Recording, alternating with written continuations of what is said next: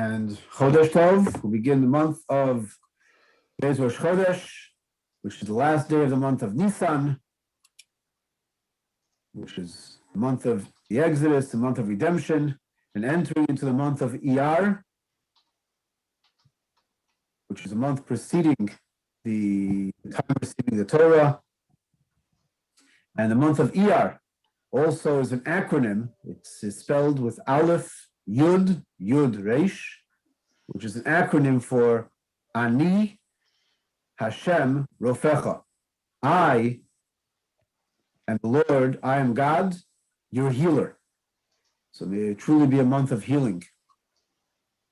So we're in this double parsha this week. We're learning the double portion of Tazria Mitzorah. Tazria Mitzorah. The bulk of the double portion is really about this phenomena of Tzara'at. Tzara'at is a condition, a skin condition, which is commonly mistaken and translated as leprosy, but it's not leprosy, although it may have some commonalities, but it's not leprosy. It's a spiritual condition that this person has, which manifests itself on the skin and expresses itself on the skin. In fact, as we go through the portions, the Torah describes different types of manners in which this appears. Either it appears on the skin, or it appears on the home, or it appears on garments. What is this all about? And more significant, the question is, if this is the bulk of this double portion, why does the double portion begin with the laws of childbirth? It begins, as we discussed yesterday, just begins with the laws of a woman who conceives and has a child, and the orphans that she brings, the laws of childbirth, and associated with childbirth, which is the first few verses. And then, after going through these first verses regarding childbirth, it then goes into this lengthy double portion in detail of all different types of manifestations of this skin disorder. So our sages point out in the Talmud that this illness is clearly not just a physical illness. We'll get more into this during the week, but it's not just a physical illness. This actually comes as a result of different character defects, or misconduct rather, character misconduct. And eventually this manifests itself even on the physical exterior, on the skin. One of the main misconducts that this is a manifestation of is gossip, lashon hara. And at a time when there was greater spiritual sensitivity, a person who would gossip extensively, at first it would manifest itself, this kind of disorder would manifest itself on a discoloration on the walls of the home. If a person would continue in this kind of conduct, it would manifest itself on a discoloration on the garments, and eventually even on the skin itself. This is not something which is common today because we don't have this same level of spiritual sensitivity. But this is what the Torah describes, that eventually a person who has this kind of condition is, the Torah describes here, this is what, interesting, one of the first portions we learned last year in the very beginning of the lockdown. A person who has this kind of condition is quarantined. They're quarantined outside the camp and don't return until this is gone, until this regresses, until it's gone. The reason for this is not as a punishment.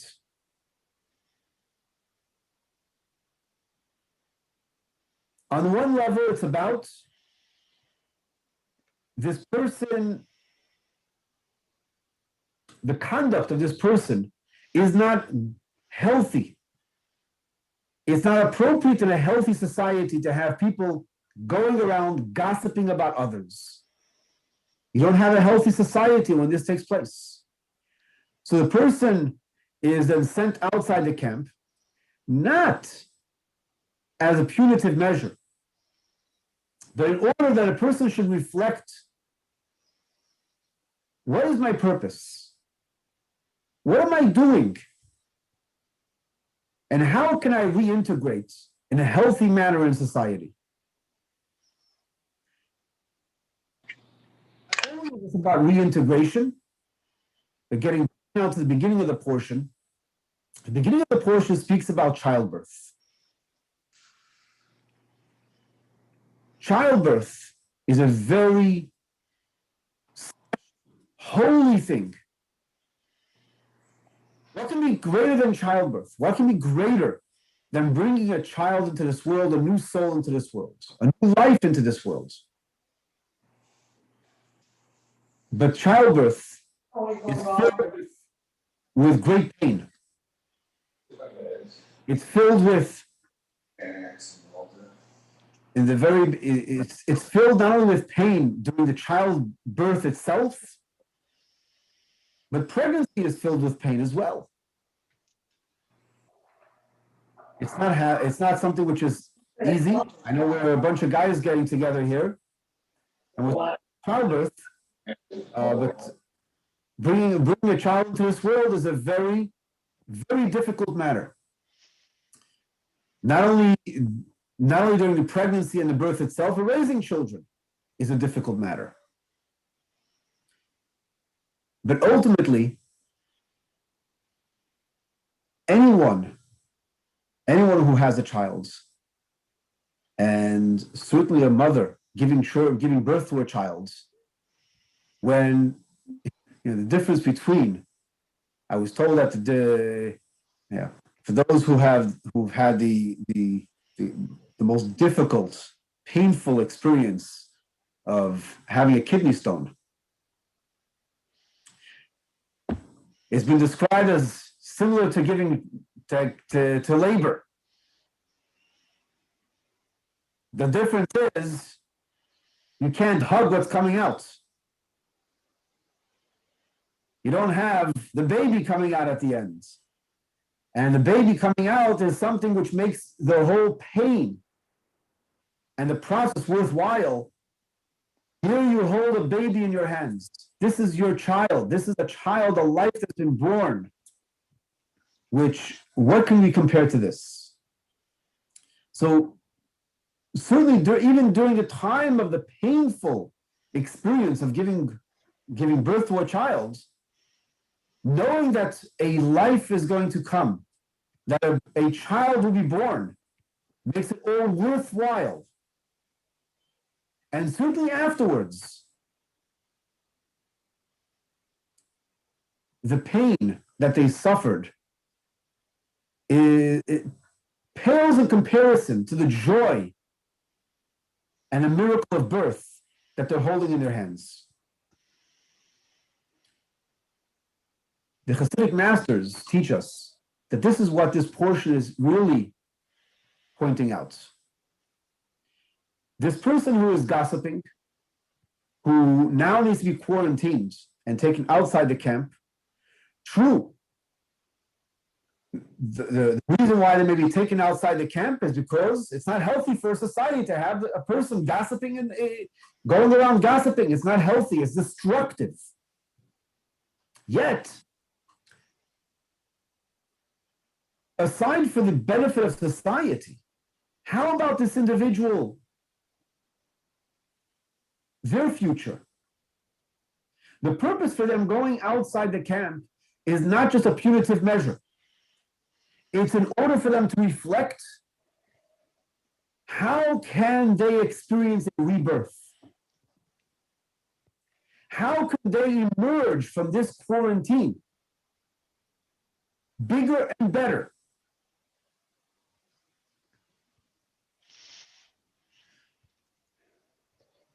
One of the reasons the Talmudic scholars and sages point out the psychological reason for gossip is that really a person does not feel good about themselves. However,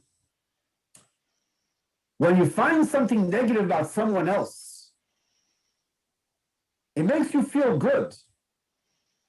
Because now by putting the other person down, somehow you're lifting yourself up because you've put the other person down. Look at them. Look what they did. And so it's a story which is associated with the Rebbe of Shmuel, fourth Rebbe of Chabad.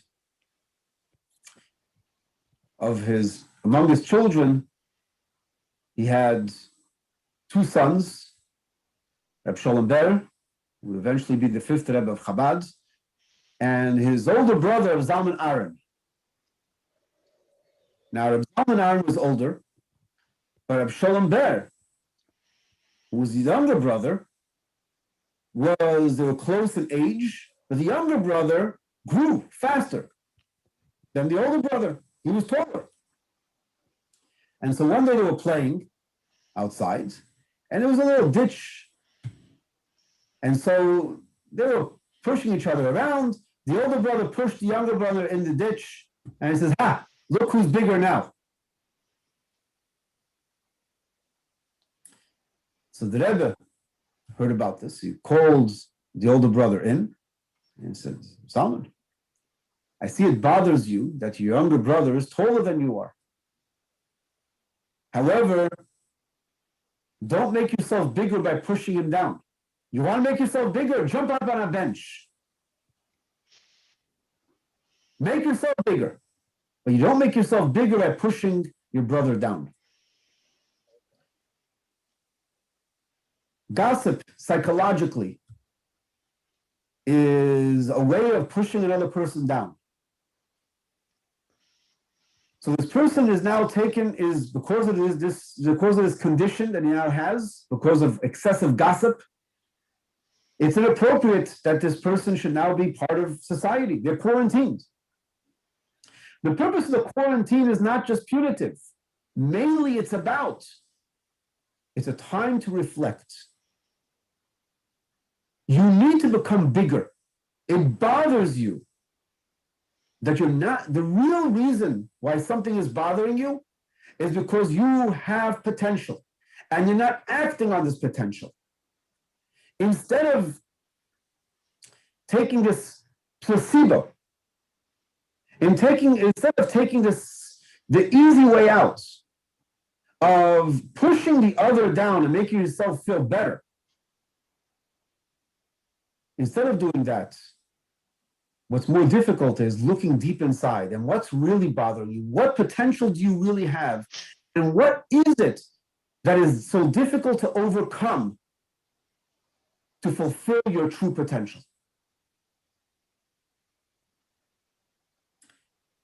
And experience a rebirth, which is painful. So we begin, the parsha is called Tazria Metzora. Not only does it begin with the portion of childbirth, this is the name of the portion. Even though the person is called a Metzora, which is really Motzira, to take out the bad, the focus is not on the bad. The focus is Tazria, which is conception and birth. This is something we need to reflect upon today, especially as we see the light at the end of the tunnel and the purpose, and we see that that re-emerging into a new normal. back into even a previous normal, hopefully, is nearer than ever before. Nevertheless, let's reflect. If going back to normal is really going back to the way we were over a year ago, what was the purpose of this entire lockdown? Excuse me. If it was only just a regression in order that we should not get ill, then what purpose have we accomplished? Other than saving the lives of those of preventing individuals of not becoming ill. But wouldn't we be better off if COVID-19 never happened? So what was achieved by it? Unless we take this to heart, that somehow we as individuals and collectively, not only as a country, since this was a world pandemic, we as a world globally need to reflect on how we can truly emerge bigger and better. Instead of looking at each other, what is wrong with others, which we've gone through a lot over this past year, let's reflect deeper within ourselves. What dissatisfaction do we have within ourselves? And even deeper than that, what potential do we have within ourselves that we still need to achieve, which we do? Because we're in the image of God and therefore we have infinite potential. And let's make it happen. Let's overcome that challenge. Let's overcome those difficulties and make it happen. Find the goodness within others and help them make it happen. By doing so, we've transformed this most difficult, challenging world crisis into a time of birth, rebirth. And let this happen as we enter into a rebirth, a world of kindness, a world of goodness, a world of hope, a world of meaning and purpose, a world of Mashiach. As we enter into the month of Ani Hashem Rofecha, I, your God, am your healer. Chodesh Tov, let's make it happen. Rabbi, my